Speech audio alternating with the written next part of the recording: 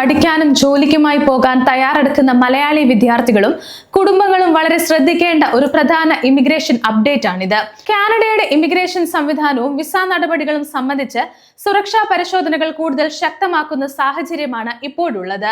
പ്രത്യേകിച്ച് അന്താരാഷ്ട്ര വിദ്യാർത്ഥികളെയും താൽക്കാലിക വർക്ക് പെർമിറ്റ് ഉടമകളെയും ക്രിമിനൽ നെറ്റ്വർക്കുകൾ ദുരുപയോഗം ചെയ്ത സംഭവങ്ങൾ കനേഡിയൻ അധികൃതരുടെ ശ്രദ്ധയിൽപ്പെട്ടിട്ടുണ്ട്. ഇതുമായി ബന്ധപ്പെട്ട് കാനഡ ബോർഡർ സർവീസ് ഏജൻസി അഥവാ CBSA തയ്യാറാക്കിയ ഒരു റിപ്പോർട്ടും ഇപ്പോൾ കാനഡയിൽ ചർച്ചയാകുന്നുണ്ട്.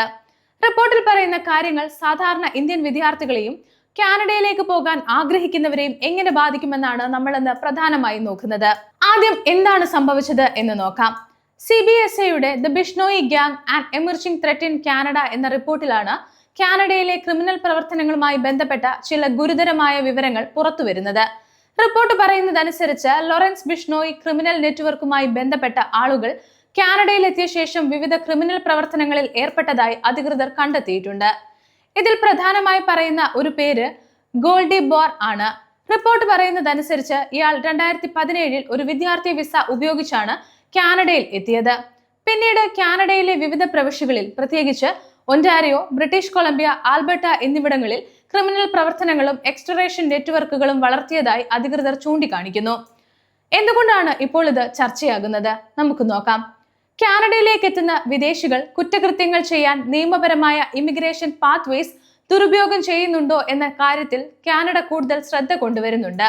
കാനഡയിലേക്ക് വരുന്ന ഓരോ അപേക്ഷകന്റെയും വിവരങ്ങൾ കൃത്യവും വിശ്വസനീയമായിരിക്കണം എന്നതിന്റെ പ്രാധാന്യം ഇതോടെ കൂടുതൽ വ്യക്തമാകുകയാണ്. സ്റ്റുഡന്റ് വിസ ആയാലും വർക്ക് പെർമിറ്റ് ആയാലും പെർമനന്റ് റെസിഡൻസ് ആയാലും അപേക്ഷയിൽ നൽകുന്ന വിവരങ്ങൾ വളരെ ശ്രദ്ധയോടെ തയ്യാറാക്കണം. നിങ്ങൾ കാനഡയിലേക്ക് അപേക്ഷിക്കുമ്പോൾ നിങ്ങളുടെ വിദ്യാഭ്യാസം, ജോലി, സാമ്പത്തിക സ്ഥിതി, യാത്രാചരിത്രം തുടങ്ങിയ വിവരങ്ങൾ പ്രധാനമാണ്.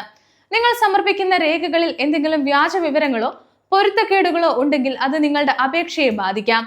അതുകൊണ്ട് ഏജന്റ് പറഞ്ഞതുകൊണ്ട് മാത്രം ഒരു രേഖ സമർപ്പിക്കരുത്. നിങ്ങൾ നൽകുന്ന ഓരോ വിവരവും ശരിയാണെന്ന് ഉറപ്പുവരുത്തണം.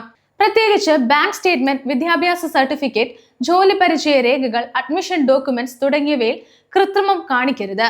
പോലീസ് ക്ലിയറൻസ് സർട്ടിഫിക്കറ്റ് അഥവാ PCC, ബയോമെട്രിക്സ് തുടങ്ങിയ ഇമിഗ്രേഷൻ സ്ക്രീനിങ്ങും ഇതിന്റെ പ്രധാന ഭാഗങ്ങളായി മാറിയിരിക്കുകയാണ്. അതിനാൽ നിങ്ങളുടെ അപേക്ഷയിൽ ആവശ്യമായ എല്ലാ രേഖകളും കൃത്യമായി നൽകണം.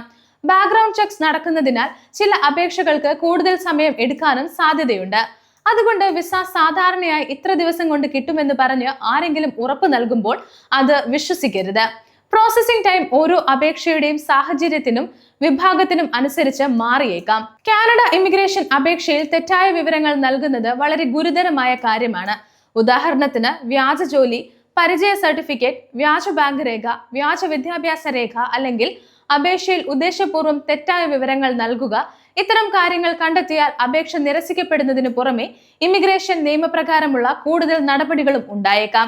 5 വർഷത്തെ വിലക്ക് വരെ ഉണ്ടാകാൻ സാധ്യതയുള്ള സാഹചര്യങ്ങൾ മിസ്റെപ്രസെന്റേഷൻ നിയമത്തിലുണ്ട്. അതുകൊണ്ട് ഏജൻസി വഴി അപേക്ഷിക്കുന്നവർ പ്രത്യേകിച്ചും ശ്രദ്ധിക്കണം. വിസ കിട്ടാൻ വേണ്ടി ഏതെങ്കിലും ഡോക്യുമെന്റ് ഉണ്ടാക്കാം എന്ന സമീപനം ഒരിക്കലും സ്വീകരിക്കരുത്. കാനഡയിൽ ഇപ്പോൾ പഠിക്കുന്നവർ എന്താണ് ശ്രദ്ധിക്കേണ്ടത്? നമുക്ക് നോക്കാം. ഇത് പുതിയ അപേക്ഷകർക്ക് മാത്രമുള്ള മുന്നറിയിപ്പല്ല. കാനഡയിൽ ഇതിനകം പഠിക്കുന്ന വിദ്യാർത്ഥികളും സ്വന്തം ഇമിഗ്രേഷൻ സ്റ്റേറ്റസ് നിയമപരമായി നിലനിർത്തണം. നിങ്ങളുടെ സ്റ്റഡി പെർമിറ്റിന്റെ നിബന്ധനകൾ പാലിക്കുന്നുണ്ടോ എന്ന് ഉറപ്പാക്കുക. നിങ്ങൾ പഠിക്കുന്ന സ്ഥാപനവുമായി ബന്ധപ്പെട്ട ആവശ്യമായ അക്കാഡമിക് റിക്വയർമെന്റ് പാലിക്കുക. അതുപോലെ നിങ്ങളുടെ സ്റ്റഡി പെർമിറ്റ് അനുവദിക്കുന്ന പരിധിക്കുള്ളിൽ മാത്രമേ ജോലി ചെയ്യാകൂ. അനുവദിച്ചിട്ടുള്ള ജോലി സമയപരിധി ലംഘിക്കുകയോ ഇമിഗ്രേഷൻ കണ്ടീഷൻസ് പാലിക്കാതിരിക്കുകയോ ചെയ്യുന്നത് പ്രശ്നങ്ങൾക്ക് കാരണമായേക്കാം.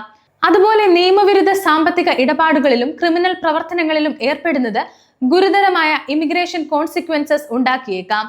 കാനഡയിൽ ജോലി ചെയ്യുന്നവർക്ക് അവരുടെ വർക്ക് പെർമിറ്റിന്റെ നിബന്ധനകൾ കൃത്യമായി മനസ്സിലാക്കേണ്ടത് വളരെ പ്രധാനമാണ്. ഏത് എംപ്ലോയറിനു വേണ്ടി ജോലി ചെയ്യാം, ജോലി മാറുമ്പോൾ എന്ത് നടപടിയാണ് വേണ്ടത്, പെർമിറ്റിന്റെ വാലിഡിറ്റി എത്ര കാലമാണ് തുടങ്ങിയ കാര്യങ്ങളിൽ വ്യക്തമായി അറിഞ്ഞിരിക്കണം.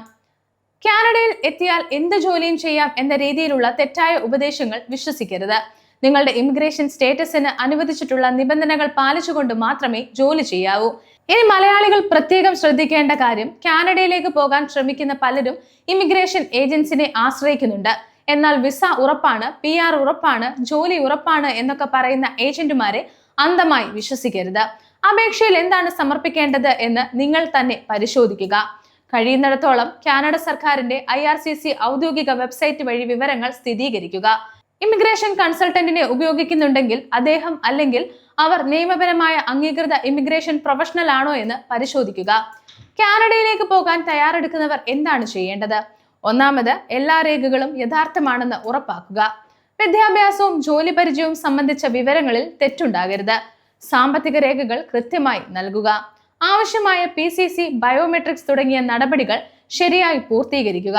ഏജന്റിന്റെ വാക്ക് മാത്രം വിശ്വസിക്കാതെ IRCCയുടെ ഔദ്യോഗിക വിവരങ്ങൾ പരിശോധിക്കുക. കാനഡയിലെത്തിയ ശേഷം നിങ്ങളുടെ സ്റ്റഡി പെർമിറ്റ്, വർക്ക് പെർമിറ്റ് തുടങ്ങിയവയുടെ നിബന്ധനകൾ കൃത്യമായി പാലിക്കുക. നിയമവിരുദ്ധമായ പ്രവർത്തനങ്ങളിൽ നിന്നും ക്രിമിനൽ നെറ്റ്വർക്കുകളിൽ നിന്നും പൂർണ്ണമായി അകലം പാലിക്കുക.